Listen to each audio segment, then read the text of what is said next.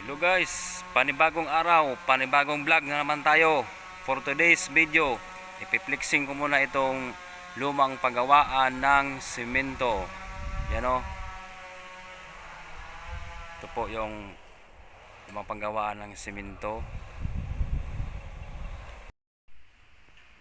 Okay guys, nakikita nyo ba yung mahabang bakal na yan?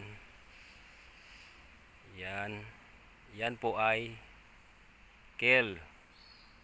Ang laman po niyan ay nakakoated po siya ng ano niyan, mga pipe bricks po yan sa ilalim. Yung pipe bricks na yun po ay umaapoy. Yun ay nagluluto ng simento yan. Yung laman yun sa ilalim. Mamaya ipapakita natin yan. Puntahan natin yan. Okay guys, ito na po yung tinatawag na kale. Ito. Hindi natin niya makita kasi madilim sa ilalim. Yan. Nakakoated po dyan siya ng bricks, mga fire bricks po yan. At ito naman ay siya po ay magsisindi para umapoy ang mga fire bricks. Itong bakal na ito papunta doon, oh. Yan.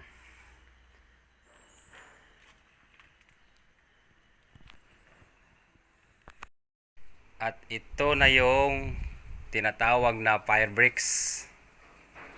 Ito yung mga bricks. Yan, mga fire bricks yan.